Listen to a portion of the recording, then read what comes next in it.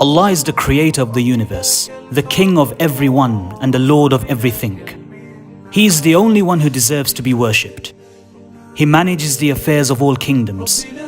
He commands and forbids, creates and provides, gives life and death, raises and lowers people, alternates night and day, and alternates victory and defeat amongst nations, so that one nation rises and another falls.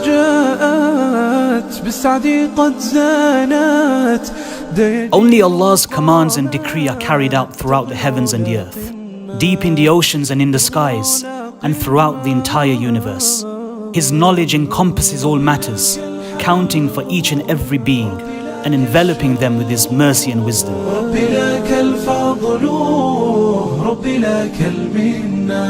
He hears all voices in their different languages, and with their varied requests and pleas. One voice does not distract Him from hearing another, nor do their innumerable pleas confuse Him.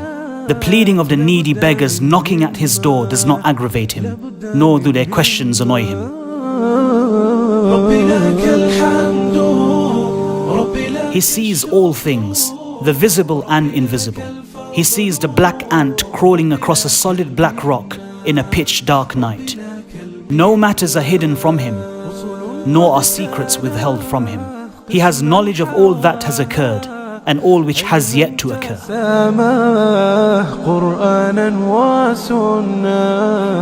Everyone in the heavens and the earth beseech Him for their needs.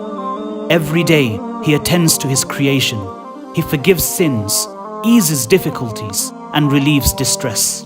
He mends the broken, enriches the poor, teaches the ignorant, guides the astray, directs the confused, and helps the desperate. He frees the captive, feeds the hungry, clothes the naked, and cures the sick. He accepts the repentance of the one who repents, and rewards the one who does good. He aids the oppressed, and humbles the tyrant. He conceals faults and calms fears.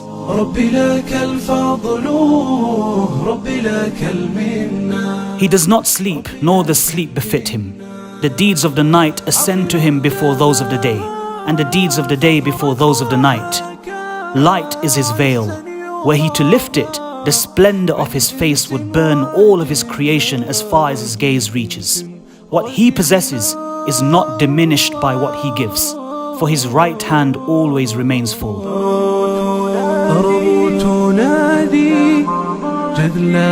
On the day of judgment, the whole earth will be enclosed in a single grip of His hand, and all the heavens will be rolled up in His right hand. Then He will shake them and say, I am the King, I am the King. It is I who created the world out of nothingness, and I who will return it to how it was.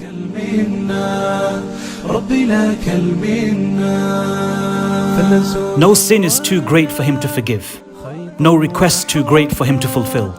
We're all in His heavens and on His earth, from the beginning to the end of His creation. Mankind and jinn alike were to be as pious as the most pious amongst them.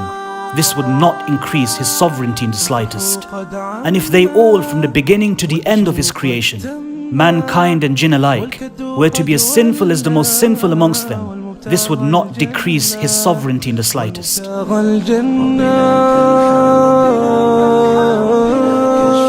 If all those in His heavens and on His earth, human beings and jinn, living and dead, were to assemble in one place and ask Him, and He gave each one of them what they asked for, this would not decrease what He has by even an atom's weight.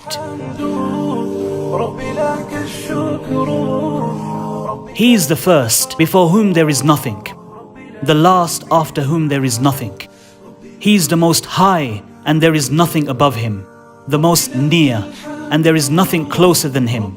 He is the most blessed and exalted. He is the most worthy of being worshipped and remembered. He is the most deserving to be thanked and praised. He is the most compassionate of kings, the most generous of those who are asked, the most forgiving of those who have power, and the most just of those who take revenge. With His knowledge comes wisdom, with His might, His forgiveness, and with His withholding, His wisdom.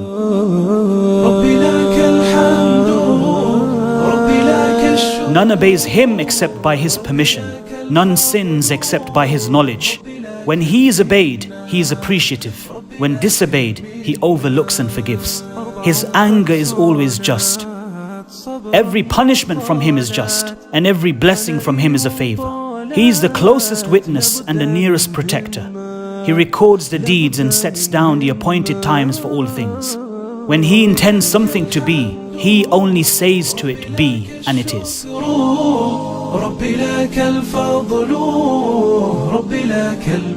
He is the king who has no partner, the unique who has no rival, the perfect master who has no companion or child. He is the independent who has no helper. Everything will perish except his face. Every kingdom falls except his kingdom. Every grace except his has its limit. ليس كمثله شيء وهو السميع البصير. حديث يحث وقلب يريد